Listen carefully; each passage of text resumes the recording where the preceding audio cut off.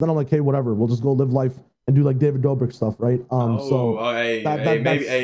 not David Dobrik Not stuff. all of Hey, the maybe not all of David it. Yeah, yeah, Dobrik yeah. We'll stuff. do some Hey, Casey man. Hey, man. Casey Neistat stuff. We'll go do Oh some nice. yeah, okay, Yeah, okay. yeah, yeah. Peter We'll explore New York. McKinnon. Yeah, Be yeah, yeah, yeah, wholesome. yeah. Be 100%, wholesome. 100%, 100%, 100%. Yeah.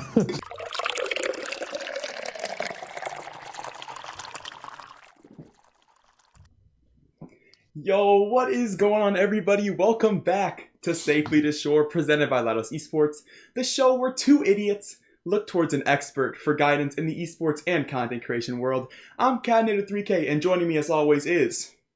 It's your boy JX Infinite, and our second guest can be found on broadcasts all over the Fortnite space, and as well as Valorant and a couple of other variety games. That is when he isn't spending time replying to tweets or keeping up with the community on his live stream. That's right. Absolutely. Our guest for today is none other than professional caster, or as he likes to call himself, professional improvisationist. It's ShyoWager, ladies and gentlemen. What is up, guys? How's it going? Thank you for having me on. Y'all's energy is unmatched on multiple podcasts I've been on and places I've been to. So thank you so much for having me. And yeah, what is up? Yeah, absolutely. It's a pleasure to have you on. I'm surprised we managed to fit you in, as I've seen you doing so many broadcasts this weekend alone between the Sway Cup and I believe you were on Guild Esports as well. Guild Esports, I don't think so, but I did Faceway Cup or Twitch Rivalsing. Anti-Up Cup. Yeah, Anti-Up Cup. Yeah, it was fun times. It was fun times. Absolutely. So we kind of want to dive in today for both other people trying to be professionals in the space, along with, we've got some aspiring casters in the mix, one being me, and we want to get some information on just how you navigate the scene as a professional, but also how you navigate as a caster for those specific people as well. So let's go straight to the beginning. How did you get your start within casting? Start within casting is kind of unique.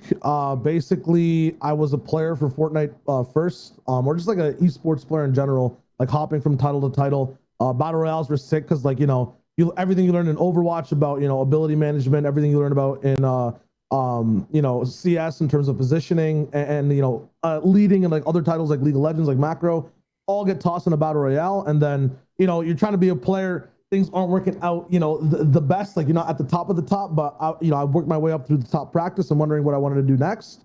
One day I got a glitch in creative, and I could just fly around wherever I wanted, and my friends were PGing. So I decided to cast it, and it was on stream, and everyone liked that. And so then I tried to pursue that more. Did stuff on my own time. Got a lot of inspiration from Bala, who was doing the same thing. Oh, of course. But he was already up in the big leagues by that point. And I was just live streaming this watch party, that watch party, before watch parties were even a thing, right? So it was like Bala, and then I rolled in doing that as well. And then when I was doing that one day, a lot of the pro chords caught on, and Sundown saw it up as well. So we met through there. I went through a few live events, talked to him there as well. We just went back and forth. I'm like, yo, interested in casting. He gave me a chance trying out, having a few interviews. They all went well. And then we're on the main broadcast. So it's kind of unorthodox. No one goes through that really fast or has it as a secondary option. A lot of people become pros, then casters. A lot of people have an affinity for it. But you have to work at it for years and years and years until you get, to the very main broadcast stage. But I was tossed right in. And it was a lot of fun. So yeah, that was kind of the start basically. That is so insane. I feel like Clay as well got his start through just running viewing parties nonstop and eventually getting picked up that way. Is that something you recommend for people who are just getting into casting, doing stuff like that, viewing parties? Viewing parties, man, they're cool, but they were cool at a point, right, where it wasn't saturated. Not everyone and their dad was doing it. We didn't have a 5K Aussie Antics viewer. Now every pro also running a watch party. The easiest way to describe how to get into it, for anyone else, is do things other people aren't doing. So before that was watch parties, right? At one point I'm flying over to Anaheim and doing a makeshift broadcast with a flashlight in my backpack, right? Next to players that are playing, that are placing top 5. So doing unique stuff that other people aren't, that there's room to do in the scene, is the best way to get noticed, whether it's casting or anything else. Okay, interesting. And being a professional in the industry, what has that meant for you? I assume you do it full time now. So how has that changed your life? Dude, I don't even know what that word means. I still feel like I'm 17, right? Being a professional, so to speak, I just feel like it's not being stupid. That's all it really is. Okay. You just gotta, You still gotta be yourself, right? So that's basically how I've been, pushing things forward. I've seen a lot of stuff on Twitter though, around there's always like this casting drama, Reddit doesn't like the casters, blah blah blah. For me, it's like if I'm diving into that stuff, I could be getting better at the game I'm playing. I could be watching anime. I could be doing anything else. So if it's dumb and stupid stuff, just stay away from it and just grind like you were on day one. I think that's the best advice to being a professional in any, caveat of life is just don't be stupid and don't get distracted. And that's about all it is. That's actually, that is insanely good advice. I mean, that's something we got to clip and send everywhere. That's so good. Seriously, just don't be an idiot. I feel like that's something that's really unique to you that I don't see in a lot of casters. Is that I was thinking about it. I was at work earlier today, pushing my shopping carts as usual, and I was thinking about what we were going to ask you tonight, and I just wanted to really compliment you because I think that you know when to be professional and when to have fun. Like your energy is so good all the time, even like right before the podcast starts, which is something that I don't think a lot of people have. And I think would be something that probably influenced your success quite a bit. And from that definition, it clearly did. Yeah, no, definitely. It's like, I just roll in and just try to be myself, right? Obviously, starting off casting, you review the VODs, you try to sound like a caster, so to speak. Then over time, you want your own flavor. And over time, man, like, you talked about it when I joined in the call. You have like 3 different broadcasts to do in a week and blah, blah, blah. It's just a lot easier to just be yourself, show up and just be genuine. And like the easiest way to like, if we're talking specifically casting or any, professional standard of work, to get noticed and to get people engaged, right? That's mostly what casting is. I find people are the most engaged when they're hearing someone passionate. So as long as you're being passionate, if you're being silly in the moment or if you're spitting facts, as long as you're invested, that's the best stuff to watch. So if I'm going to be more invested being my goofy self and making dumb analogies, that's sick. If I'm supposed to sound like Barack Obama and it sounds better, but people aren't tuned in as much, I'd rather not do that, right? So that's kind of where the ideology comes from. Absolutely. Be true to yourself. You heard it here first. I think that you can apply that to just regular content too. I mean, it's way better to enjoy what you're doing. I was telling John earlier, I think communities notice when you're not having fun.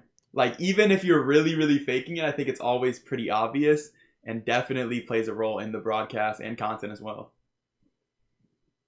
So I have to ask you, because, oh my gosh, do you have gigs left and right? Yeah, you have some Pokemon stuff going on, creative Fortnite, the main broadcast. What do you do to find those gigs? Do you have an agent? Is it just people reaching out to you? I mean, you're big now. Everyone knows the big Shyo, but they're reaching out to you. Yeah, I mean, it doesn't, it still doesn't feel like it. Like, even though it is happening 100%, I just feel like, the dude who plays in scrims and is just like, playing ranked queues. But definitely, people reach through the DMs. You have a business email as per usual. I got an agency as well. They reach out to other people for stuff that, could fit like my style, my wave. Or like people roll into the email and then they respond and whatnot. So it's like on both avenues, on both ends. And then we get work. And sometimes, usually actually 95% of the time, I just accept whatever's coming my way because it's just like a learning opportunity. And get that bag, so to speak. Past that, like sometimes I'm starting to like, learn a few lessons where some things that might not be worth to fully dive into, that, time is valuable. Sometimes you might want to do more things than just cast, build up a brand and whatnot. So it's better for the mental to take breaks. Because I've been going by ShyoWager. You can see it on the screen right now. Yeah, absolutely. I don't get enough sleep, man. Like I'm dying daily. So it's nice to have breaks every now and then. Gotcha. Well, we do appreciate you taking the time to come out and talk to us even throughout your busy schedule. So finding those gigs, you said you have an agency. How did the process of finding that agency work out for you? It's the same agency that a lot of my friends around me were basically signed to. It's CSA, Character Select Agency. Basically, Bala Monster, Golden Boy, a lot of people I was working with on the Fortnite broadcast were there. I wanted to up my game into expanding a little bit more into fun things like Twitch Rivals and whatnot. Like one of the very first gigs that ended up getting me was for this game called Rocket Arena. Like completely. Oh, I love Rocket Arena. I love. Oh, you actually know? Yeah, I do. Yeah, so I got to play the game like a day early and stuff. I just wanted to see what it's like being represented because like one of the most complicated parts is like negotiating how much you want to get paid. Talking to like the official brass and whatnot. all these rappers, like, you know, they're always like, anytime there's a talks about an envelope, they have a dude to hand it to, right? So I wanted to see how that life would work on my end as well. It's a lot of, you know, more time for me to be able to prep, to actually do the work rather than get caught up in like the documents and stuff. So it's nice to have people that have your back and that you can also be advised and talked to with. In terms of like how we got signed, it was like a long process. They were like surveying me and whatnot, like, you know, how is this guy's career going to go? What's the potential here and there? And then there's a lot of back and forth talks. You sign it up. It's just like signing to an org or signing to anything else. Right. You value your self-worth, you value what they can bring you, and then y'all make a deal. So yeah. Gotcha. So that is a you pay them sort of situation, or they take a cut of what you make from events, if you can share that at all. It's like different from like deal to deal. Your boy's staying, you know, absolutely silent on that. Go figure. The bad details stay secret, but it's usually like, you know, if you get a gig, sometimes you get cut, so stuff like that. Same thing you would assume from like an org, right? Whatever, you know, both sides are mutually benefiting. That's the way it works. Okay. So looking past casting, I mean, it's like any job, you can't do it forever. How long do you think that you'll stay in the game? And then afterwards, what are you doing in terms of like retiring? That's down the road. I don't want to see you retire. That is down the road, 100%. So I'm projecting that I live to about 137. Hopefully, shoot, like that old, or you know, your boy is going out like in a car crash at 27 years old, and then people are like, "Yo, why not drive at 27?" Right? I'd be wrong then. I don't like being wrong, so I'm gonna go riding. I'm gonna go riding July 27th. When I'm 27 years old. I'm gonna put it to the test. It's for like 5 minutes. But anyways, I honestly see myself casting till like, you know, the day I die, so to speak. Like I like the craft. It's fun as hell. Seeing a 90-year-old dude talk about games would be kind of, you know, competitive, but at the same time hilarious. Like, so I honestly, for me, it's like as long as it's fun, I'm doing it. After I retire, I'm just doing what, you know, just fun stuff, traveling the world and whatnot, doing some crazy stuff, making sure my friends are eating. That's the only day I would retire, basically, if I had enough money for both me and like kind of my closest friends. Then I'm like, hey, whatever, we'll just go live life and do like David Dobrik stuff, right? maybe not David Dobrik stuff.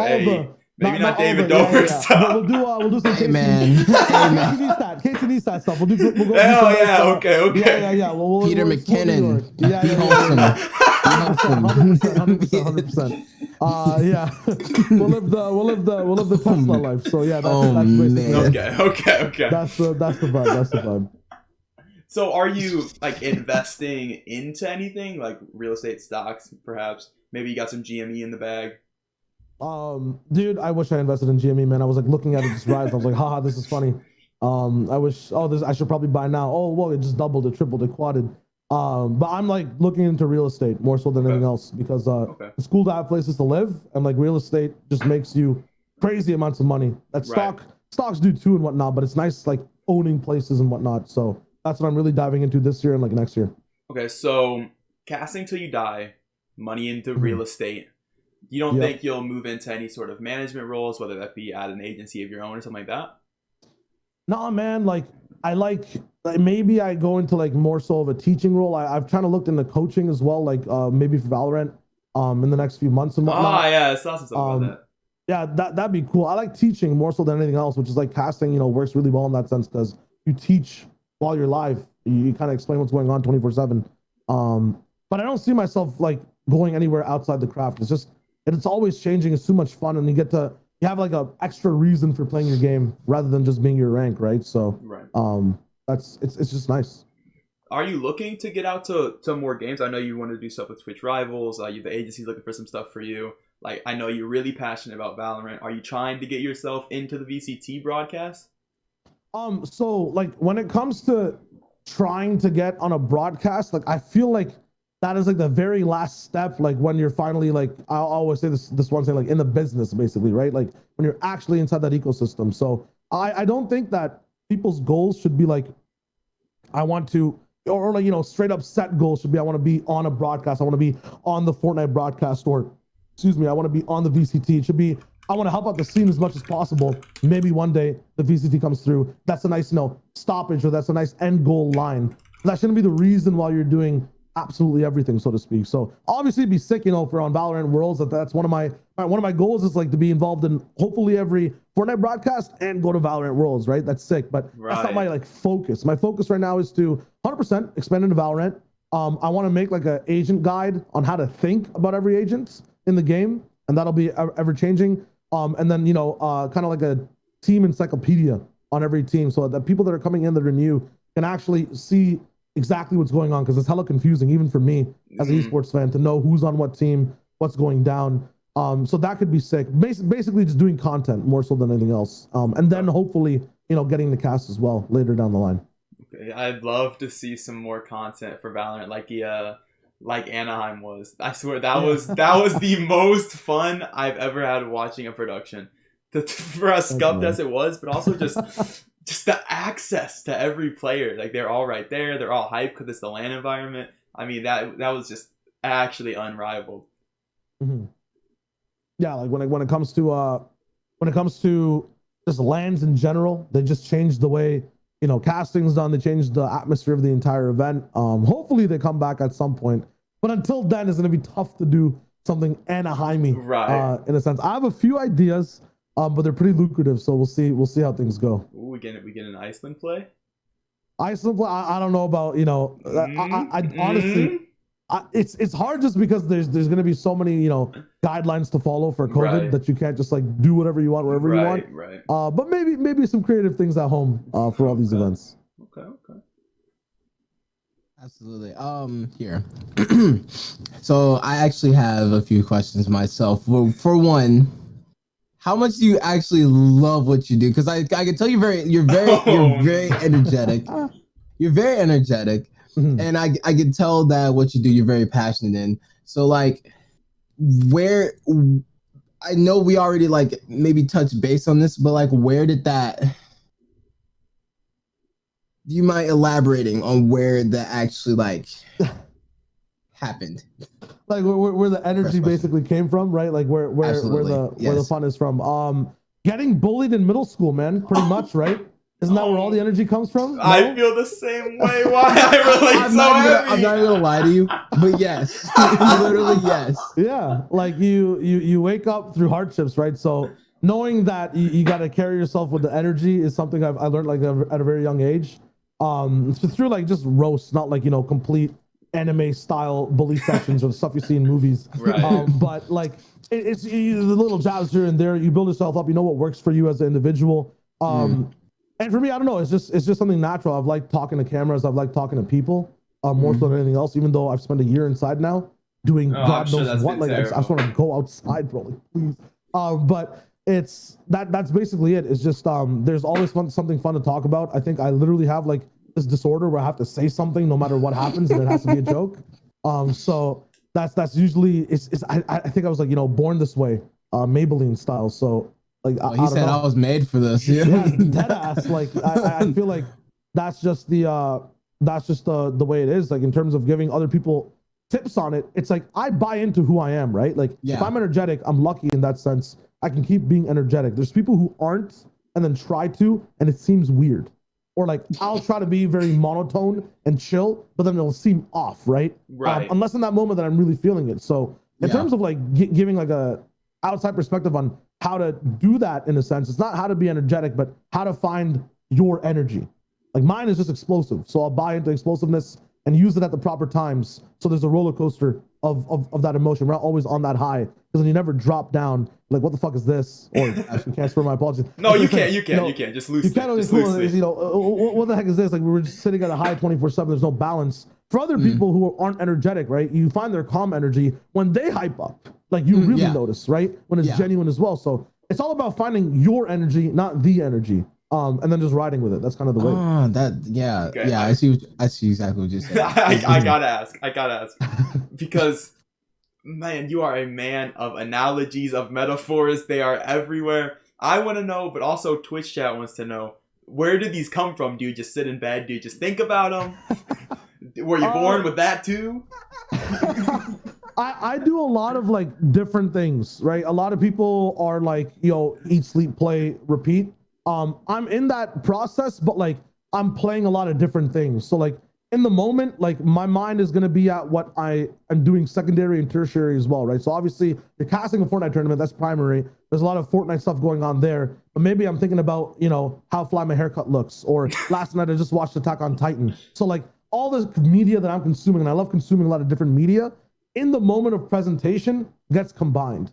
So it's not like I got like, you know, some insane analogy stored up. Sometimes it is really cool and prepped, but most of the time it's like, you know, what extra stuff am I doing around me? How does it all relate? I like finding connections and basically presenting them. So, you know, in terms of like hair, I got a really dope haircut. It took a while. It was stressing me out. It was on my mind. And then in Fortnite, there was this one zone where it basically looked like, you know, a lot of people were structured on one side, and then there were 3 trios on the other side of the little circle. So they kind of look like a face, right? So I asked, you know, Sancho, co-caster, Sancho, what's the most like, you know, prevalent part of a face? I can ask you guys too. When you guys notice someone's head, what do you usually notice first? Their nose. Their nose, their mouth, their eyes, right? So these are the trios we got to focus on the bottom right here. Everyone else is kind of like the hair. You can chop it up, you can do whatever you want with it. It won't matter. Then the zone bounces to the trios. So I'm like, shit, like my analogy is still working out. Let's keep rolling with it. I talk about, you know, the different ways you can cut your hair, what these guys will have to do to rotate. And then the team gets focused. So I'm like, damn, these guys are catching a fade, right? Like, so you start somewhere and then you go for a finish. You just keep rolling on with it. I just try to connect a lot of different things that don't make sense. So, you know, Attack on Titan and Fortnite use like very specific words that can have double meanings. A Titan obviously, you know, comes from that show. How do you use that when you're casting? It doesn't have to be a direct reference, but it's just about the words you use in a sense, to answer like the OG question, other than going on that tangent. But it's just kind of like, I don't know. I'm trying to think of an analogy to explain this. Like kind of like a Call of Duty loadout, so to speak. You know what I mean? Like you're rolling with a specific loadout depending on the map or situation you're playing. My loadout changes based on what I watch and what I play during the week. And that loadout is the words that I use to cast. And then depending on that words or that headspace, what type of equipment I have, the perks in that loadout, my analogies go certain ways. So, you know, obviously if I'm running marathon lightweight that day, maybe I'm feeling like a little bit more speedy on the cast. Maybe I'm not so worried about the words I'm saying, but the cadence of them. If I've watched like some next generation Sherlock show, like, you know, the week before, now I'm kind of thinking Ghost, Cold-Blooded Ninja. Like I'm really thinking about cerebral connections between what people are doing. Like that's the way my mind works. It's kind of just like getting squeezed 24/7 with new stuff around it. Huh. Yeah, it's weird, but no, I can't explain it properly. That's actually insane. Genuinely, like that is. Do you think that's always been with you? That ability? Yeah, because like once again, like going back to middle school, it's always about finding the joke, right? And it's kind of hard. Timing. Yeah, it's timing. It's like, where does the inspiration come from? I've always had to be like hot on my feet to explain something.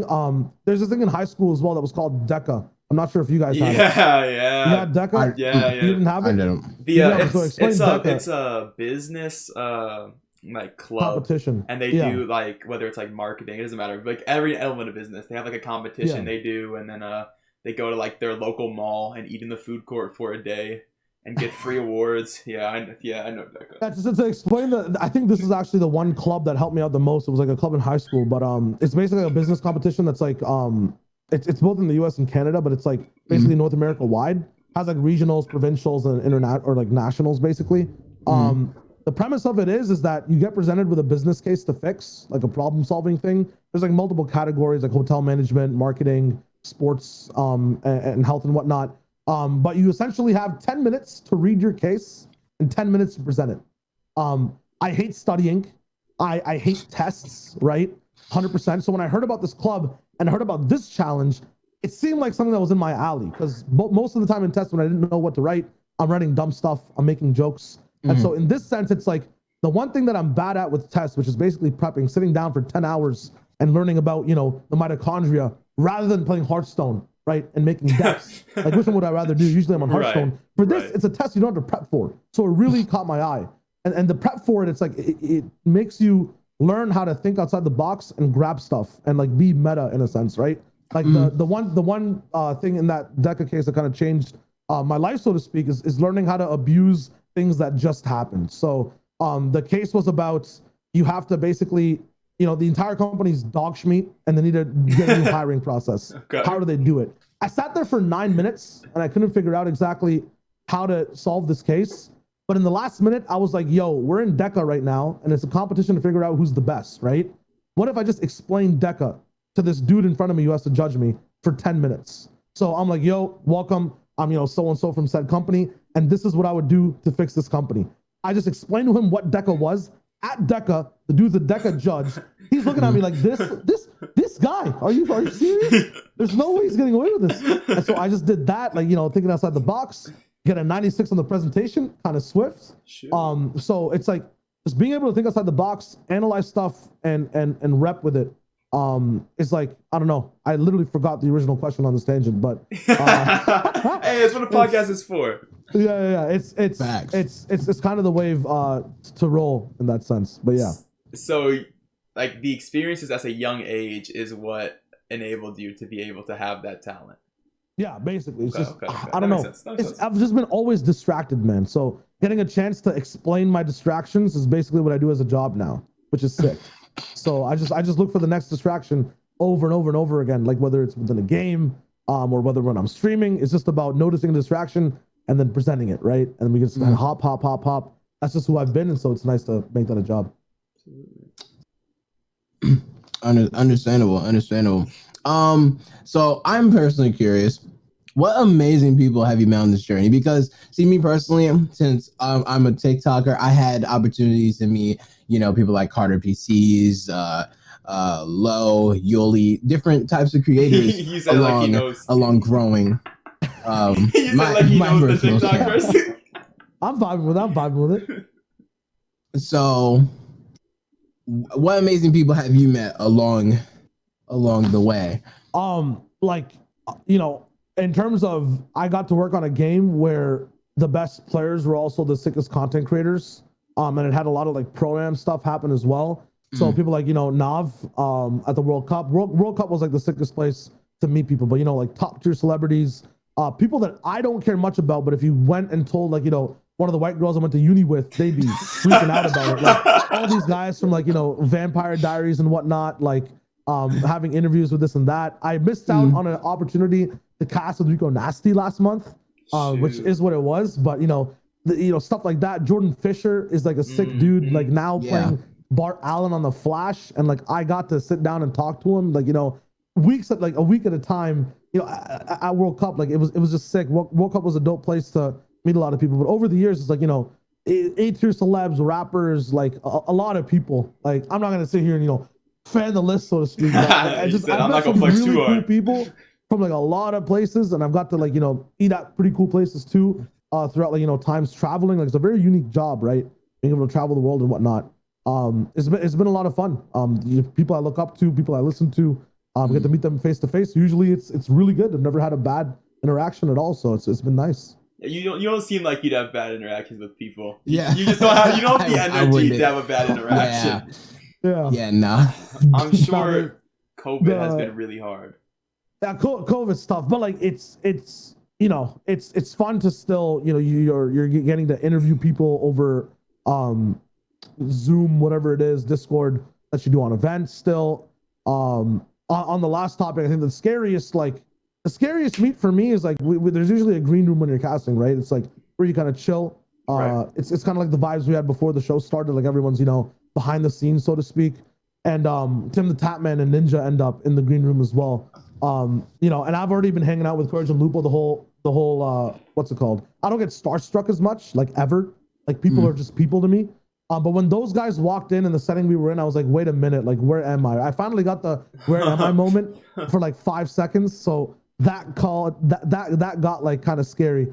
But yeah, there hasn't been like the most insane amount of like, I don't know. For me, like I think it's just basically because of that people are people kind of attitude. Like it is what it is in a sense. You meet cool people, they're people. It's nice to see how they think, and then you move. It's very nice. It's sick. Well, that's got to put people at level too, with the fact that actually realizing the creators that you're around are no different than anyone else.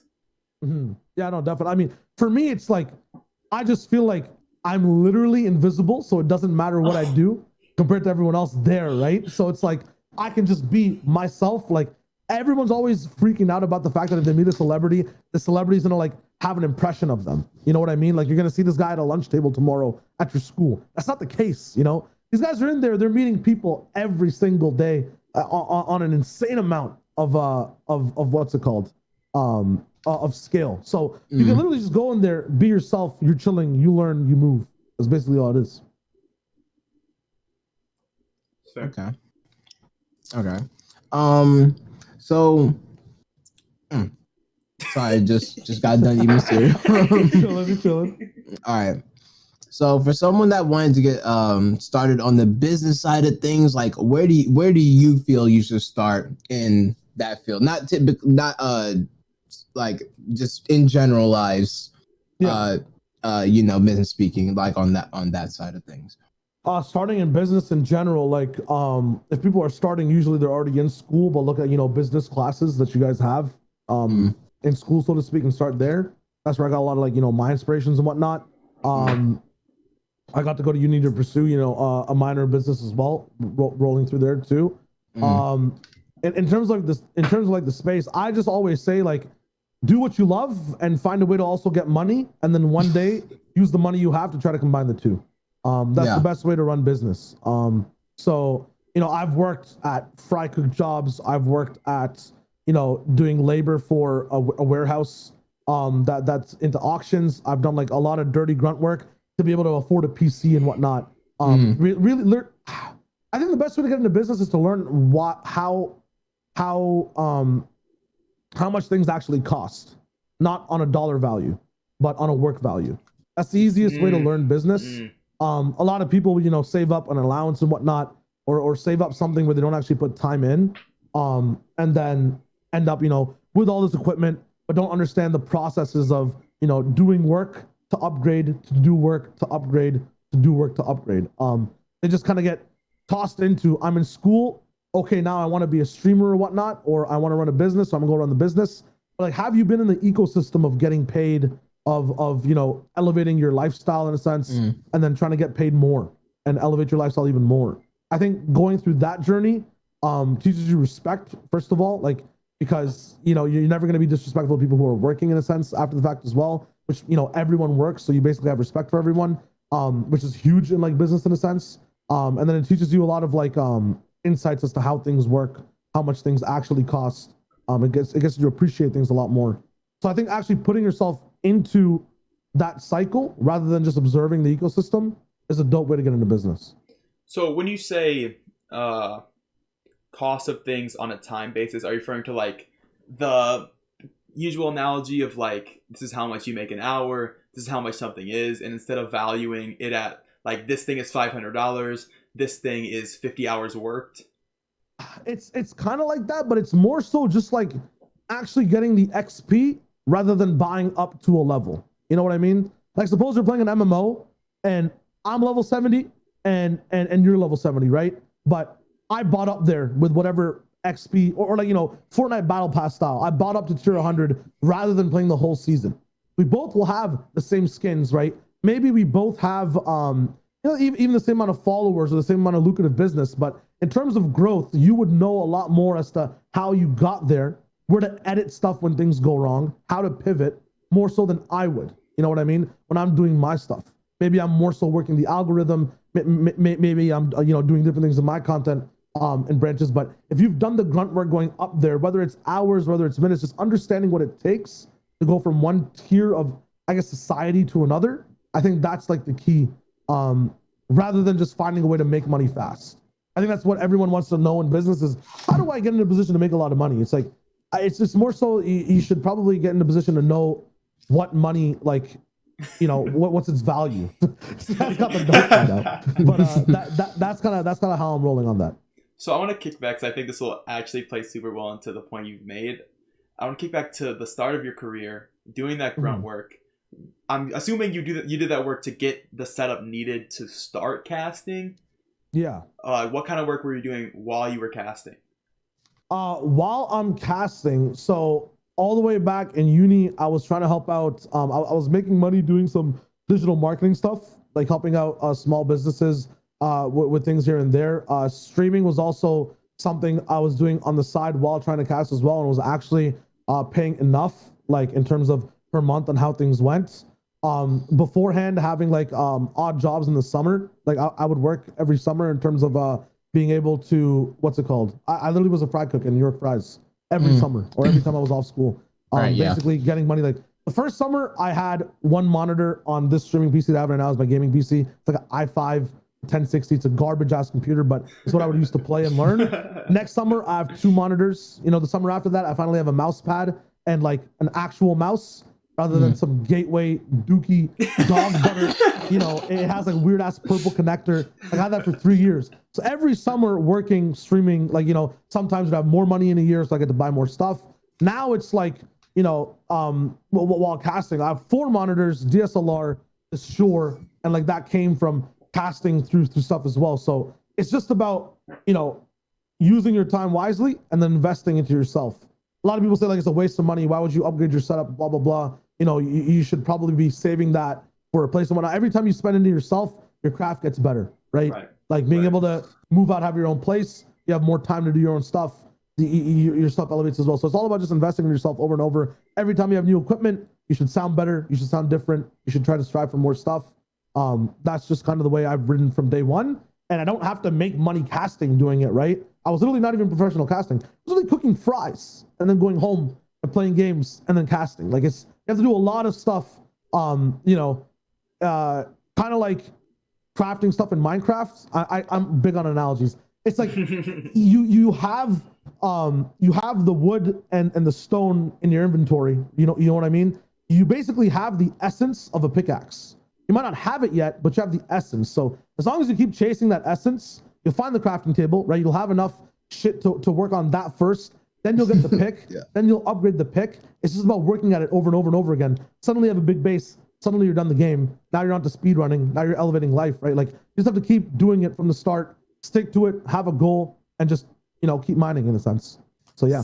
So at what point do you know that you've made it? Like how do you, like at what point did you switch from that fry cook job and digital marketing to knowing that you could do it full time? So that's the thing, right? Like going on that Minecraft analogy, it's like I don't think anyone ever makes it. Or like, you know, there's not a make it moment. Like if you're genuinely doing what you love, you're gonna keep rolling with it. You know, for me, I think the true time that I actually made it wasn't actually when it was a full-time job. My criteria for making it is having my parents' full support into what I do. Because it's full time no matter what. Yeah.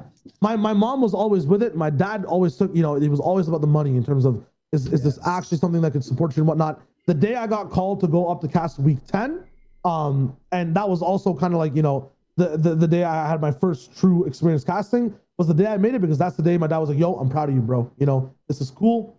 Go do what you need to do. I finally got those words from my dad. Every brown boy, every person of color mostly knows that those are the words you're looking for. And that was my criteria for making it, so to speak. So after that, no matter what the money was, no matter where it is, we're vibing. And to go with that Minecraft analogy as well, it's like, you know, if you have an iron pickaxe, so to speak, have you made it? Like, have you done everything you wanted to do, and now you're at a certain status above everyone else?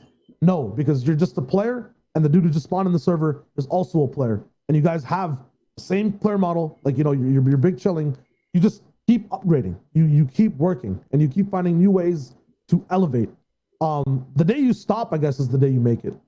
I don't know. That's how I see it.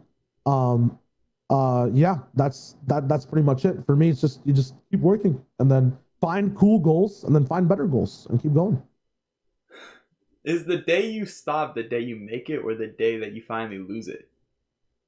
I don't think you like losing it is if you do some really dumb shit and get fired. You know what I mean? Canceled. That's true. Canceled nowadays, so to speak. Yeah. If you go do some David Dobrik stuff. Hey man, you quick on them analogies, man. No, but like I honestly feel like that's the day you truly make it, the day you stop. This entire idea, man, of making it just makes your entire process so weird. Like I keep seeing stuff on the timeline from people that, bro, you know, if I get this one event, I make it. Like if I do this, blah blah blah. Like it's not like a selfish type people. When I look at that, I just feel off. It's like I'm not looking at someone who's passionate about their craft. I'm looking at someone who's trying to make like a business deadline. I don't give a crap about the dude in his cubicle trying to make a presentation for his boss on a weekend. But every time I hear stuff about I'm trying to make it, I'm trying to do this and that, that's how I feel, right? I love seeing milestone accomplishments. That's like me watching someone craft a new pickaxe, right? That is dope. And I love updates like that. But it's like, just talk about your plans, be genuine and be passionate. Every time I feel like you talk about wanting to make it and whatnot, you distract yourself from actually working at your craft. Like you will make it the day you stop. And up until then, it'll be a dope story you're building, right? It's more so a book rather than like a set goal. A book is made when it ends, right? Not when the climax happens in the middle, not when a main character dies, not even when the epilogue's going on. When that final back cover's done and you got the author's goofy ass picture, he's trying to write the book, that's when the book is made, right? Like that's when he's made it. So that's how I look at it. It's just when you finish your story, that's when it's made. Throughout your story, just stick to yourself and stop trying to finish it. Just do it, and then you're done. That's such a different mindset than you hear nowadays, though. Like, especially with social media, I feel like it's almost entirely about numbers, how much you're polling, stuff like that. So you sound like you're someone who doesn't worry about numbers. You have to worry about numbers because, like, that is the business, so to speak, as well, right? Like, I'm not saying. I'm not trying to be this guy above everything that's like the numbers don't matter, blah blah. Do your grind. Like, they're like it's definitely like a guiding path as to whether you're doing something right or wrong, and it gauges what you're supposed to do. But it shouldn't be the thing to make you stop. It shouldn't be the thing to like make you fully dictate your passion. There's always like one really good example of like a person who has like a dope community on Twitter is like Class, or like a dope community in general, Classify. The dude worries about numbers a lot. The dude, talks about making it here and there, but he's always passionate about the grind, about his community and whatnot. And he worries about numbers, 24/7. All the big creators worry about it too. That's why you see, Among Us drop 24/7 during that entire time. But like, you're still chasing the craft, so to speak. You're still working at what you're supposed to be working on. I just think that the numbers definitely matter, but they shouldn't literally control your entire life. They should just be like another gauge in the car, not the actual fuel you're putting in to drive it. That makes sense. Yeah. So you said the numbers matter. The numbers are super important, which I think so too. At what point do you look at the numbers and do something else? Is there a point where, like, especially for people who are aspiring and putting everything they have into it, I know a lot of people who have like gone all in on either their content or they're gonna be Fortnite pros, they're gonna be Valorant pros, this and that, and that's all they do. At what point do you have to take a step back and really think about if that's gonna be it for you? It's like different for each person depending on what they have going on in their life, right? Like some people can afford to literally throw away 3 years and chase for it harder than anyone else. The reason Fortnite is like so hard to keep up with and dive in for, like these 20-year-olds, is because you have a lot more to do in life at that moment. The 14-year-olds during COVID barely pay attention on their Zoom class and grind the game like 56,000 hours a day, right? So they stay on top, straight up. So it's like, no, that's just real life. That's true. It's actually real life. Like it's when it comes to like being like knowing when to stop, so to speak. The only people that have to stop at some point are people who just haven't started properly at all. Like it's people who are probably doing something incorrect, don't have a reliable friend circle to tell them, yo, your stuff is actually dog. Like change it, please. I've seen people who are like, on their grind and they have their best circle of friends. They're uploading videos that are bad. Like they're straight up bad. And they're trying to chase like this thing, but no one's telling them because everyone's obsessed with is, yo, you'll make it someday. Like, let's go, keep improving. Like, that's the thing, right? Like it's if people actually care, like it's about starting. Everyone who's in a position to stop, and this is kind of conceited in saying it, just hasn't started properly. Like there's definitely cool ways to go around things, and the best part and the scariest part about like this kind of live content creation is the pivot. Like when things don't work or don't stick on the wall, like the best creative space is like when you're trying to pivot. Like that's where you're thinking about the craziest stuff on what to do next. But it's scary because if you don't pick the right thing, it's like, do I keep pursuing this, right? Right.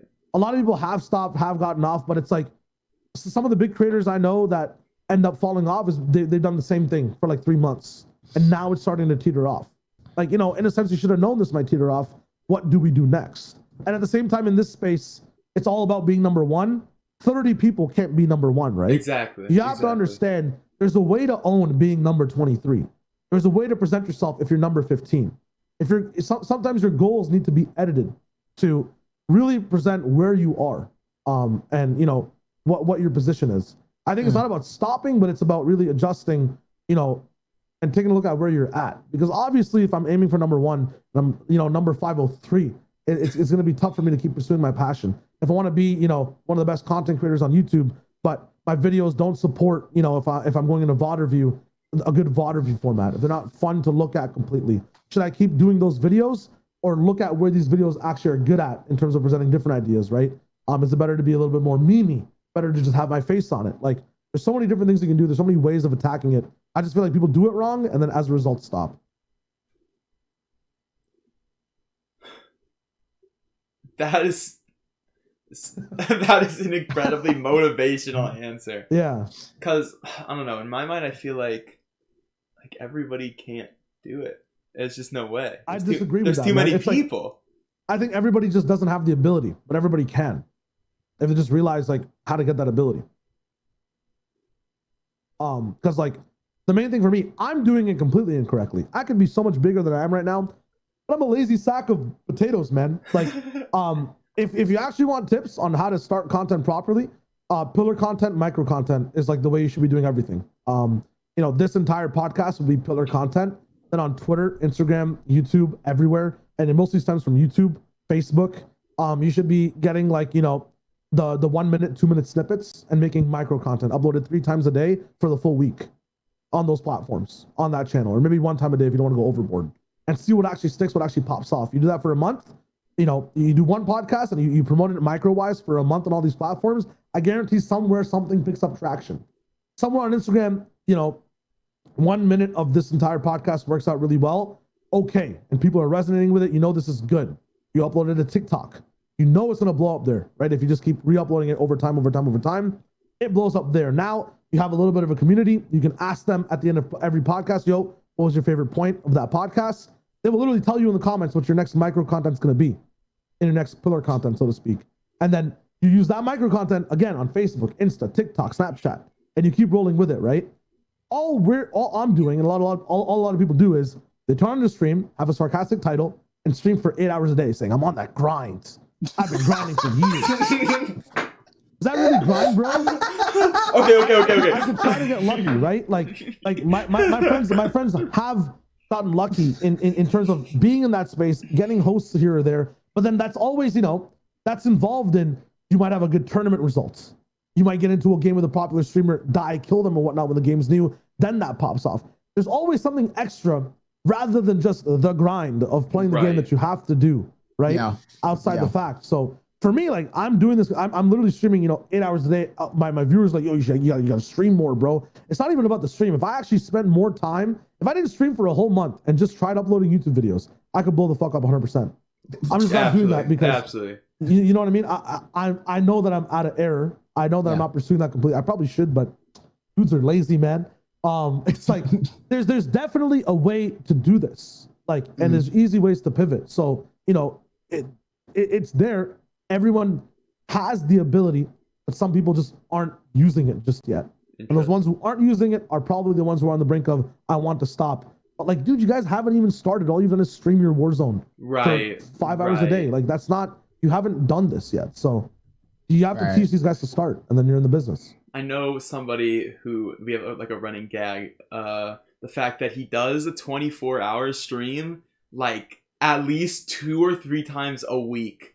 And every time in a call with him, I'm like, you need to take your content and put it somewhere else. If you spend these 24 hours making TikToks or YouTube or literally anything else, you would actually grow your channel. Because his content, it isn't that bad. It's just he's got 20, 30 viewers consistently on Twitch. Just all he does is stream, and then never does anything else. Yeah. No, it's just man, Like that's not the best way to reach things. Think about it this way, right? Jax, if you got cereal, if you have cereal and you jump on your desk, are you opening up Twitch to see what's up? If you have 5 minutes to kill time, are you opening up Twitch and going down to your 5 viewer streamer friends and seeing what's up? No, I'm going on Safari and looking up. No. That's valid still. That's valid still, right? Like the thing is like even in that medium, even in YouTube, right? Even if I go to Twitch, the likelihood of me stopping on even like, you know, XQC stream for a certain amount of time is and balancing that and jumping onto a Summit video after the fact or Summit stream is not going to happen compared to me sitting on YouTube finding like some obscure thing. Like maybe I'm looking at, you know, some random low view count video. If it gets recommended to me, I'm probably watching that for 5 minutes. I always open up my YouTube app or Reddit, like in terms of Valorant competitive, Fortnite competitive, right? That's where the media gets consumed. It's not your Twitch stream, even if you stream for 24 hours. People aren't going to click that with the 5 minutes of time they have during the day. And even if they do, if I tune into 5 minutes where, you know, 2 minutes of it, you have to go to the bathroom or like now you're spectating someone who's dead. Why am I watching that? I'd rather watch the highlights you had for 5 minutes of the best moments that you had in your last stream. Or I'd rather watch this topic you made. It might catch my eye 10,000% chance more than your Twitch stream will over 24 hours. You're in your 18th hour monotone. It's not going to help you get these people, right, that are rolling in. Whenever you see like, you know, 6,000 viewers on Twitch, that's not 6,000 people watching the stream at the same time. It's like 2,000 people coming in and out. That's what it is. And that's what people fail to understand. Or not like 2,000, but it's like a cycling amount of viewers that are rolling in and out that are doing different things around their day. Yeah, there's a set amount of people who are watching there the whole time, but you're trying to attract, like your audience are the people that are just about to eat lunch and or at 3 a.m. are grabbing bugles from the basement. You know what I mean? Like they're going down to eat some ratchet shit and like they're ready to jump in bed for 10 minutes to watch a video and then sleep. Right. They're not pulling up your Twitch stream on their 24-hour marathon. Facts. They're probably gonna watch whatever's on their sub box. So that's where you need to be. Like figure out where these guys are waiting for a bus in the middle of a mall. It makes no sense. There's a slight chance that a bus might roll through a mall and then drive you all the way home. But like, you know, no, just go wait at the bus stop. Like get your shit in the proper place. Right. That's all it really is. Well, I've always said that Twitch isn't really a platform to grow. Like the discoverability is genuinely not there. It's dog shit. But it's also debatable. That's also debatable. Do you think so? Do you really think you could get discovered from Twitch? The discoverability in Fortnite is 100% dog shit. Just chatting dog shit. Right. Go play a game that has a viewer base of 200 people. Okay, but Go play a game that only has 200 people watching. You stream that game for 2 months. Those 200 people are jumping around every stream. That's true. That's in that game. That's true. You jump from that game to a 700 viewer stream or 700 viewer game. You jump from the 700 to the 2,000, the 2,000 to the 50K. Then you bring your stream to Fortnite. And now like, your job is to stay in that first 2 rows of games. If you want to work Twitch. But you can't work Twitch by going live and playing GTA RP. Right? Right. Like, that shit is like, let me click on GTA RP right now. Hold up. GTA RP right now is at 337,000 viewers. No That is at the bottom of the list. No You're pixel already at a complete space where no one is going to see you, right? Whereas, like, if I go to Detroit Become Human, this thing has 3.7 thousand people. If you jump into Detroit Become Human, you might have probably a better viewer average. 49 viewers is the second most, is the second stream on this channel right now. Like, oh man, that's actually really true because so I started streaming last year. Last year is when I started my whole social media platform career thing, right? And so I, out of nowhere, I was like, you know what? I'm going to stream Black Ops 2. That day, I had 40 viewers in my live stream. Logan, do you remember that? Yeah, I do. You're terrible at zombies, bro. You're terrible. I am dog shit at zombies, but however, the stream was very, very, very energetic because I was like, holy shit, where did all these people come from? They said they were some of them said that they found me off of their PlayStation. Like that's so true at the same time. you have to. That's like literally just like if you were there in that Black Ops 2 stream, people will come through because it's a small game and they'll want to stay because personality, right? Like that's been kind of the base of Twitch streaming. But like the focus should always be to come through. People always focus on the personality. You know, I got the LED lights behind me. I got the stuff on my roof. I got the RGB mouse pad. My stream quality is so high. It doesn't matter, man, how high your quality is. It doesn't matter if you're in $1 million mansion, right? No, he took it, and I took that personally. I got a vape, man. Look at this. Got the vape. Like it's sick, but no one's gonna come and see your vape, so it doesn't matter, right? That's until true. You're in. Like stay in black. I have a friend.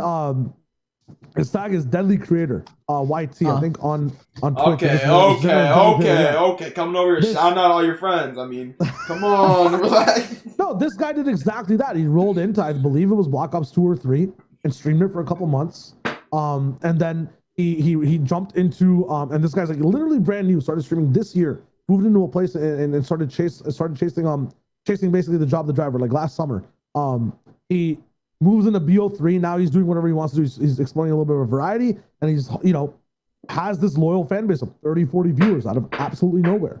And it's only going up every time I tune in. If you would literally go back right now and stream Black Ops 2 for 2 months straight, right? Black Ops 2, Black Ops 3, jump between the two communities, do community-based events. It's literally what he did. You would have a loyal fan base of 40 to 50 people. There's people right now with 10,000 followers on Twitter who get 10 likes on their shit. You would have 500 followers with 50 likes on everything, which is huge for engagement. Right. You roll both those social media platforms. You do the micro content stuff with your stream on Facebook, on Insta, on everywhere else. You would grow so hard. And then you just switch games.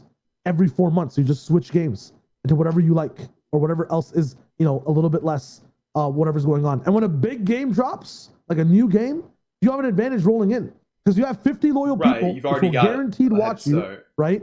And they'll tell their friends when the game comes out, because now their friends who never play games might play those games like, yo, this is what I've been watching for 4 months. He's pretty sick, man, pretty funny guy, and he's playing this game too. I'll be watching him tonight. Like, bro, you're from 50 to 70 now. 70 on that new game might be third row. Now you're at 200. Now that game just made you. That game is Fortnite. Boom, you're done. And before you were playing H1, before you were playing CSGO. Like, there's an example right there. Like it's just. I never thought about it like that, dude. But you're so right, dude. Yeah, like it's binary stuff, man. This is just a math. It's a math, but like you need not numbers, but people who are likable. That's all it is.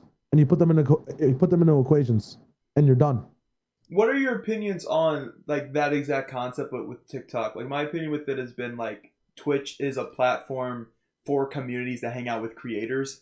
I see a lot of creators going through TikTok because it's super easy to get discovered, and then taking that audience to Twitch. Is that the same concept? Yeah, it's a siphon. It's literally just a siphon. If you're actually chilling, like I don't know much about the TikTok space, but like the only way I have the ability to analyze it is like the comments and you know, different types of creators, how they interact with their communities, like all the dancers and whatnot, like the people making the most viral stuff, like the Charlie D'Amelios and stuff.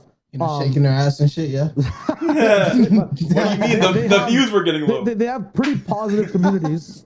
But they don't get to interact with them like as much, I feel like, other than, you know, the big meetup stuff. They're in their own world. Fair. Like the more niche anime communities and whatnot, like you have people talking about very certain stuff. You have comedians. They have a very good back and forth there, but they also have a primary hustle they're rolling with. There are some people who have the, you know, TikTok as a hobby type vibe. Like they really love doing it and they're in a very good spot where everyone's nice. But there's also some people who, you know, are getting shit on in TikTok 24/7. Yeah. And then the comments are like hella toxic. Like, I feel like TikTok has one of the most brain dead fan bases when it comes to comments. Like, absolutely. It's YouTube is there too, but TikTok is like some other beast of like weird comments, man. It's just people with little attention spans. Yeah, if you just siphon those people into the community aspect of Twitch, like you can, you know, actually break the mold of their, you know, literal 10-year-old minds into teaching them on how to be people, like in a chat room, like having an actual back and forth, because they're watching the same, it seems like a live stream almost, 1 minute personal conversation or personal TikTok back and forth with you, right? And so they feel like they're watching a live stream, but they're really not. Once you actually siphon them into your stream, they can become actual people, so to speak, and then you can connect with them. But I feel like TikTok's a good siphon spot to get a lot of people up into your main hub of live content. And YouTube is your main discoverability hub to put down what people should be watching, the best parts about your live content. And then everywhere else should be just basically, you know, viral blow-ups to get your YouTube popping even more, to get your live popping even more, just to, you know, keep building your communities everywhere. Yeah. With YouTube, like, as a small creator, you don't get views. I feel like what do you do to get like, what are you making? Okay, well, I don't make content for real like anymore. Okay, you don't make content, but even if you're making content, are you making cool, interesting, diverse stuff? Like when we talked about how to get into casting, are you doing cool stuff, or are you just doing what everyone else is doing? I do whatever I think is fun. Like, I don't really look at anyone else's content. So I think you should look at what's fun in the space that is really creative and interesting. Because if you made even 5 videos a year or 12 videos a year that were really interesting, in 5 years, you have a catalog of what, 20, even more? And in those 5 years, even if you made them as a hobby, suppose one of them actually blow up. And if they are truly interesting, people will click on them over time, right? Like things will go down. This is permanent stuff you're making over time that can be accessed at any moment. So I feel like if you just take the time, even if it's 1 video a year and you started 10 years ago in making funny stuff or informative stuff, you would have 10 videos by now. You would have a catalog ready to go of interesting concepts that you did first that are now in the business other people can't really do.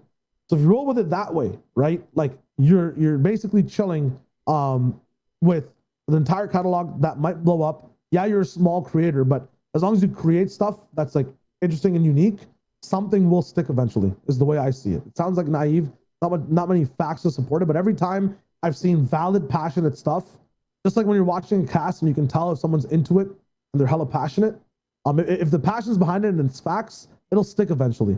You just have to keep going at it. That's what I say. I see a lot of small creators making like, you know, top 10 guns of here and there, or trying to work the algorithm. Like that's a wave you could roll with, or you could be true to yourself, make personalized content, and support that content on multiple streams of social media, like that being Facebook, Twitter, Insta, Snapchat. Like even if one person sees your stuff on Facebook, one person sees it on Insta, and one person sees it on Twitter, you now have 3 people on YouTube. If you only upload it over to YouTube, you have what, 0?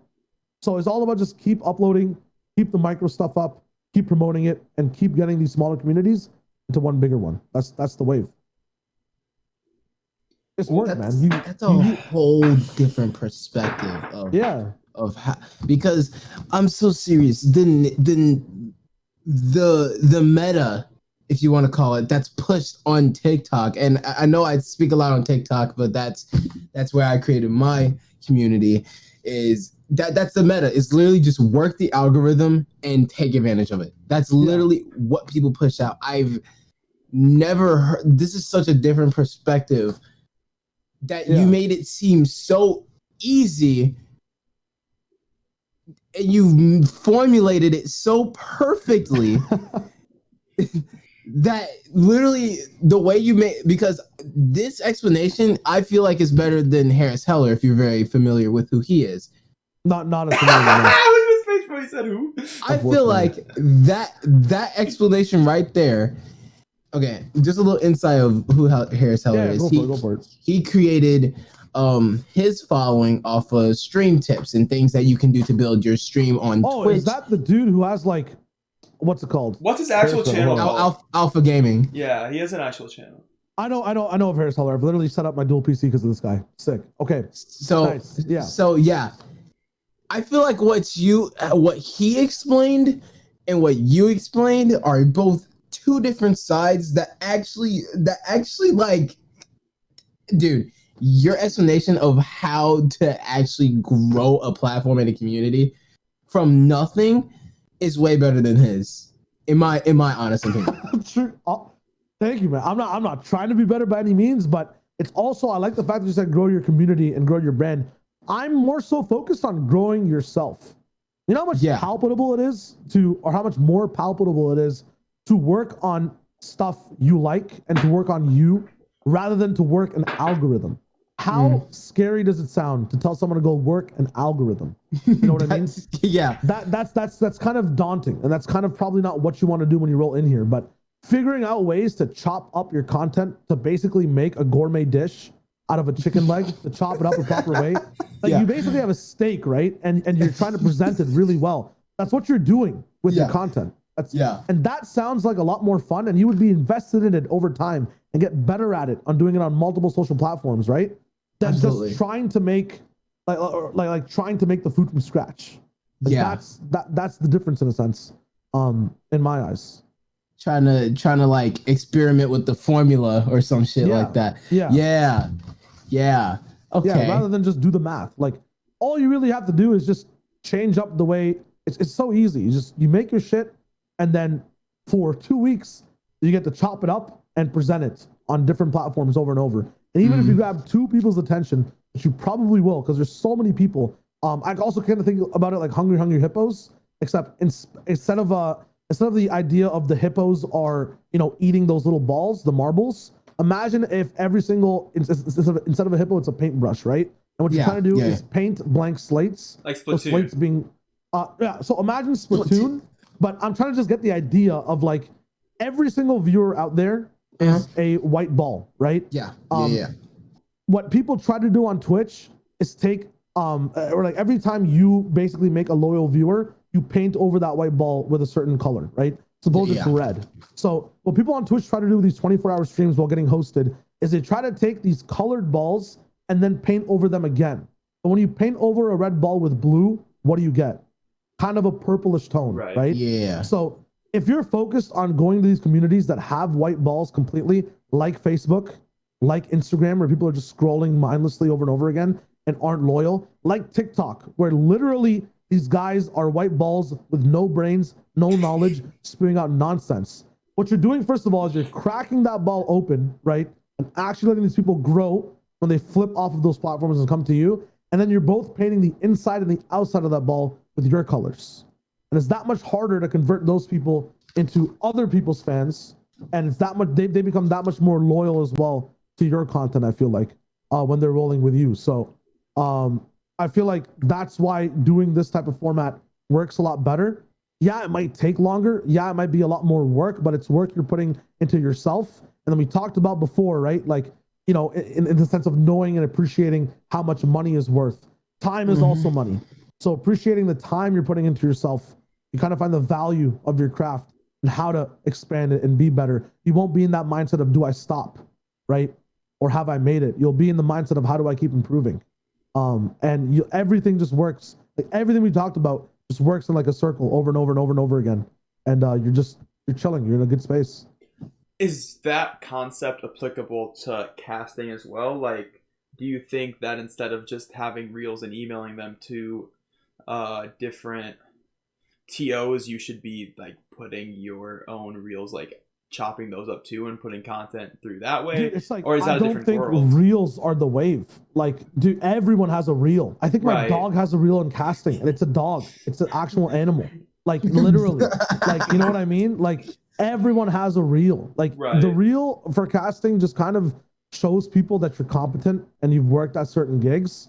Like having stuff outside the reel, like doing the extra work. For Rocket Arena, the reason a lot of people were impressed, the game came out and we had to do the cast for it 7 hours after it came out. And we were able to play it at 5 a.m. or something, right? Like the day of. So in that day, I made an entire doc for every single character, every ability with PNGs, how to play them, what they do, what the meta would be like. And I prepped for casting on all the players and whatnot. Like seeing that shit, doing the extra mile in the business in that sense is a lot better. You trust ShyoWageras to cast your Valorant event because you've seen the content he's making over time. You want Average Jonas talking about one of the biggest matchups because Sova is active in every single game and this guy has knowledge at a radiant level of playing and he makes content every day and he's an opera singer, right? Like you want more than a reel nowadays. The reel just won't cut it. You need to do something above and beyond to show that, hey, I'm an actual human being, not a robot caster. Unless they want robot casters, which is, it is what it is, so. Like some people make really cool reels. Like VOD reviews and that type of thing. VOD reviewing is cool, but like once again, what are you doing that Shroud is not going to do on his stream? It's cookie cutter essentially. Yeah, it's you could VOD review all day. I think VOD reviewing is cool, but it's like I've watched so many VOD reviews, man. Like VOD reviewing is a thing now in the space, especially with COVID. Now everyone has time. Every pro has time to VOD review as well. How is your VOD review different? Since day one, my VOD reviews have been different because I try to explain how people actually think, not just exactly what happens on stream. Right. Yeah. Like what is this person doing that another person would not do? Why is this happening? How did this happen in the school of thoughts rather than the abilities that were thrown on the map? So you need to have your own angle into it. Just gotta let it sink real quick, because man, you are one. You got it up here, man. Well, thank you, man. Yeah. I'm just personally like trying to figure out how to even chip into the casting space. Like I'm starting to get a couple opportunities, but it's like I have no clue how to actually put my name out there. You know what I mean? Yeah. For like aspiring casters, man, I just don't think that like the casting.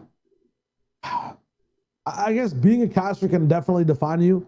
I always get like really surprised every time a big a casting the big caster comes in. I see how many people actually are on Twitter who are casting and whatnot, right? And how many people are actually inside this business, and damn, like, you know, there's so many options for people to take, and, you know, yet people are choosing certain people. It's like, to be in this space as a caster, I feel like it's a big benefit to be a very good content creator first and have the ability to cast as well. You know, you should have a hone in and a scope of who you are, and then discover how you cast afterwards as well. I feel like a lot of people who are trying to break into the scene are trying to discover who they are and how they cast at the same time.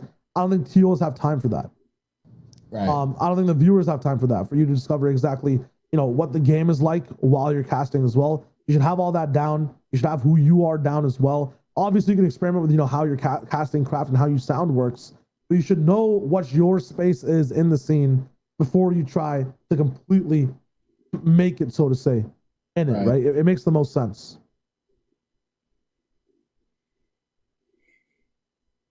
So, okay. I want to go back to what you were saying about the whole growing your community and stuff like that, because it just dawned on me that actually, because that's a very old-fashioned way that you said to grow, and essentially that works. That's worked for many other people in the past that you see that are really big now.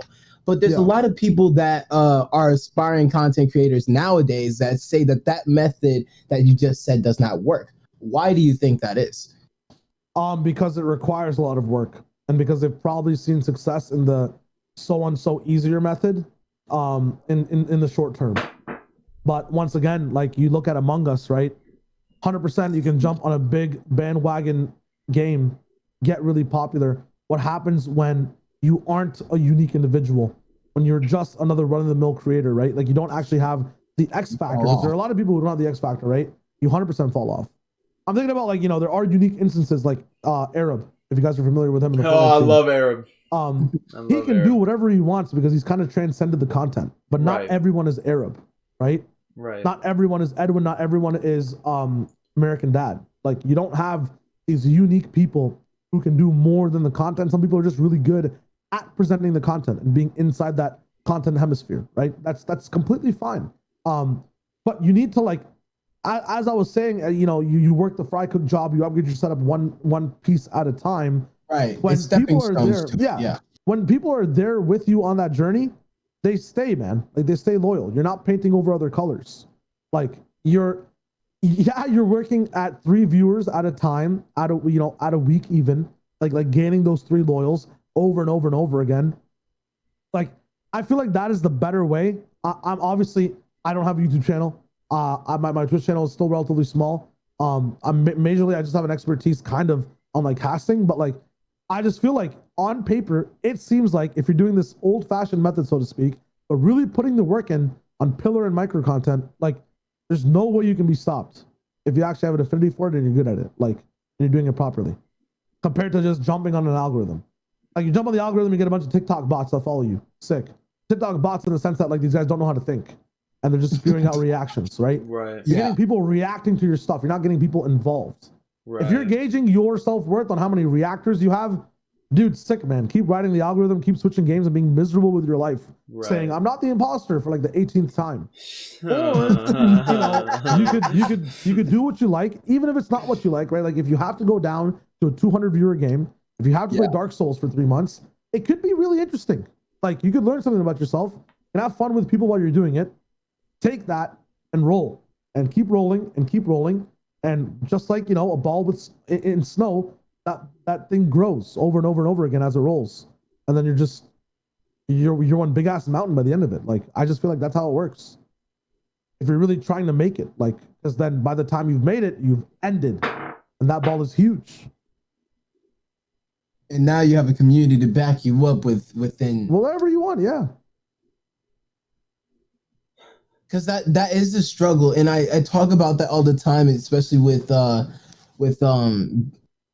bigger creators, is that they say that in whatever they do, specifically Twitch stream, is that they play one game, they get 75, 100 viewers. It looks like they're about to hit partner, but then they're asking themselves, why am I not partner yet? Because I have the numbers to show it. But the thing is, I feel like Twitch even sees through the stuff like that. Yeah, because for 2 months you could be doing something like that's topical. That's not something that only also you're available to do, but it's not something that's attached to your brand. And in 4 months it could fall off, and now you have 5 viewers again. I've literally been there, right? Like I've been at it was almost a 210 viewer average doing VOD reviews for NA West, all the way back before Anaheim. It was sick. It was popping, but I was miserable, bro. You know how boring it is to sit there for a watch party for hours a day when you could be playing games. Yeah. Don't we do this because we like playing games? Yeah. So obviously I couldn't do that. I applied for partner, which was like, yeah, just keep it up for a few months. We want to see how it goes.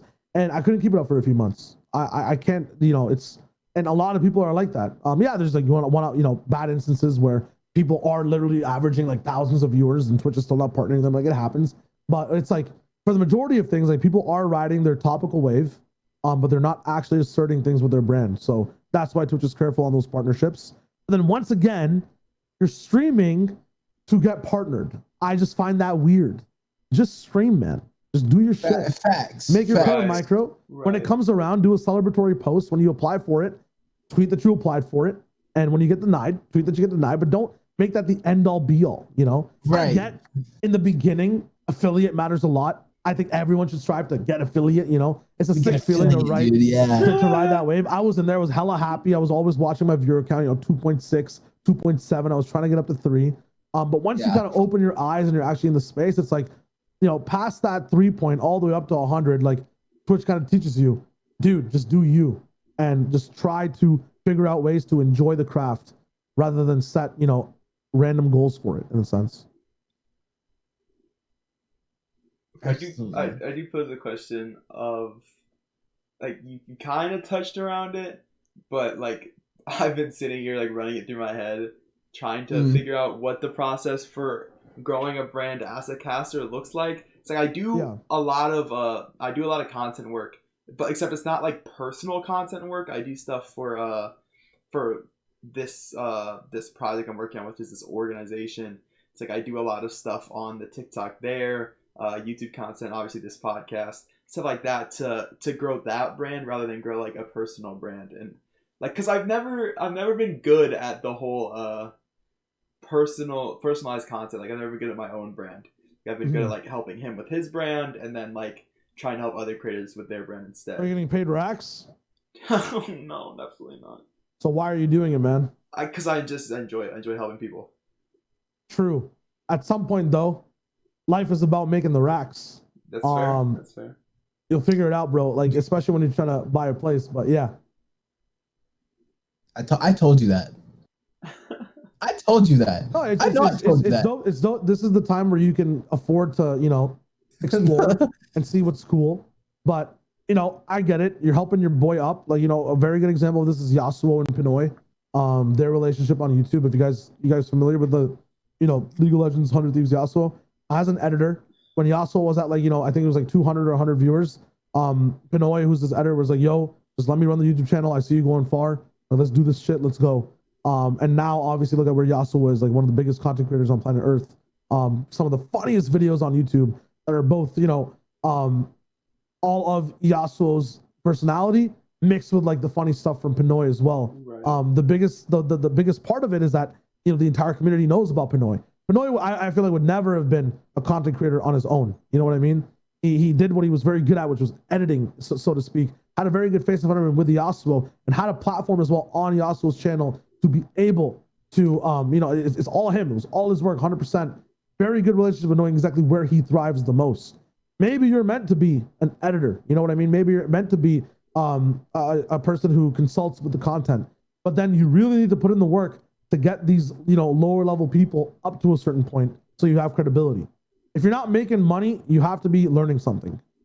That's literally what it is. And if you feel like you're not learning something, you're just droning by on the days, you gotta quit what you're doing and find a way to either make money or learn something cool. That's literally the harsh reality of life, right? You have to do one or the other. Right. If you're not, you're wasting time. Wasting time's cool. I do a lot of it. It's fun to waste time too. But if you're actually trying to climb and stuff, like if that is your goal, then you gotta not waste time. I feel you on that. The best way to attack it too is just like fake act it, man. Like, yo, if I wanted to be who I was in 5 years, what would I do for this next week? Like, what would that person in 5 years do for this next week? Can I just pretend to do that for a week and see what happens? I did it once in uni. It was sick. I'm trying to do it next week as well. So I can actually get on my grind. And because I hate doing actual work, you know what I mean? Or doing things that are hard and require thought. Right. It's surprising, but I hate that shit. I just want to play games. I want to play ranked. I want to throw Sova darts. Play some like, Valorant scrims. Yeah, that's all I want to do, but like it's not what I should be doing. So I'm gonna try once again for like the 18th time. Like I've failed more than you, Katarina, man, 100%. I'm telling you, at trying to do this, but you have to just try to do what the 5 years you would do in the next week to get you to that spot, and keep trying until it sticks. That's the wave.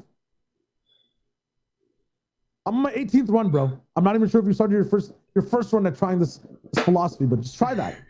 You in 5 years, where would you be, and what would you have to do right now to get there? Can you do it for 7 days straight? Probably. I mean, I probably try could, it. yeah. I mean, just try for 7 days. It's the wave. Oh shit. Yeah. You got life coaching services, like. what's follow the my price? stream, bro. I do this all the time. Oh, say less. Tier 3 subbing tonight, boys. That's interesting. That's super interesting.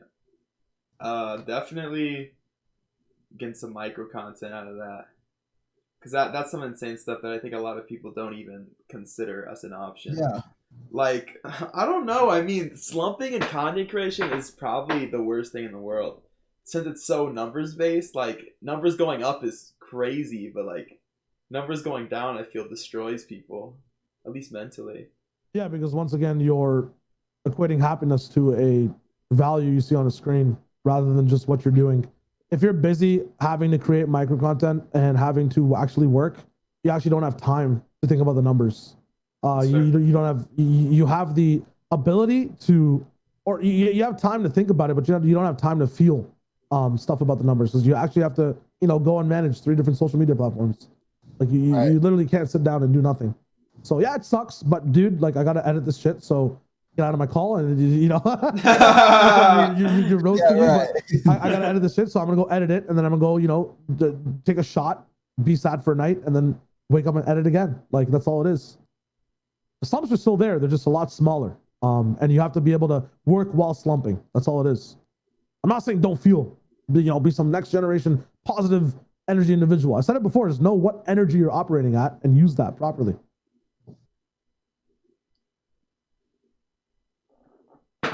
All right, with that, we've rolled for about almost an hour 30. I don't want to take up any more of your time.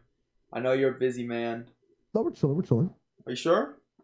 Yeah, if you guys want to ask like the fun stuff, I see you have the funny moments or anything else, go for it. I'll 10 more minutes. I can switch around. Say less. What you got hot off the presses? I see you cooking over there. I see you cooking over there. 10 more minutes. All right, so what is your favorite cast that you ever done? Favorite cast was my first ever official day. First time meeting First time casting with Bala, NA East week 10. It's an hour that went by in 5 minutes. It was it's the happiest I've ever been and the sickest thing I've ever done. So that first cast week 10 World Cup was sick. I want to ask about your scrimmages with Bala. Are you guys trying to go tier 2? Like what is going on? What are you scrimming for? So when it comes to casting, like you need to have an insight on the game, and there's only certain things that you can learn about the game in a 5v5 environment. Unfortunately, there's not a flex queue in Valorant. The best place to have that is scrims. You can test a lot of stuff. You can learn a lot about player rotations and what people are doing. It's just like playing at, Immortal or a high rank. Like when you scrim, you get to learn a lot more about the game and team comms, and how things are actually going down. So I think every caster should have like some scrim experience, 100%. Interesting. That's super. I never really thought about it that way. I know a lot of like pros end up making the switch that way. Like oh shoot, his name's blanking me. It's Liquid. Who was on the FNC's broadcast as an analyst this season? Yeah, Vivid. Vivid did the same thing. Do you think you need to have some sort of pro experience to do something like that, or at least a high ranked experience? Well, you don't need to have the experience; you just need to have the knowledge, and the knowledge is easily gained through having experience of being a pro in the game, right? Like you can watch a lot as well, but when it comes to describing things in a certain way, like I feel like I don't know this for sure, but TOs look at casters in certain ways. Right? Some people are hella professional; they know exactly how to run a show properly. They're dope to have, even if their knowledge isn't absolutely all the way to the top. But then you need people who can fill that knowledge properly as well, right? That's where you start getting Vivid. That's where you start getting pros. Where you get Nothing. Where you get ShyoWageras and Valorant. Like, these guys have a knack for the game, and you can have a caster to help you present that knack. And if you want to be up there, then yeah, it's like you don't want someone who's silver in knowledge, and low on presentation to be casting your games personally. Like that's how I'm feeling.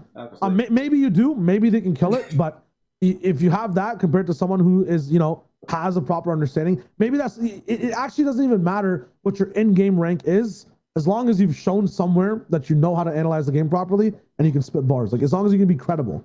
But it's really easy to be credible with a high game rank, right? So that's how I see it. Yeah. Right. Okay. Chat question from a little earlier was we were talking about the places that you've been to and the place that you've gotten to eat at. What is your favorite place that you've gotten to eat at? John's Pizzeria. This is also a cool story. It's a place in New York. It's like some of the best pizza in the world, hands down.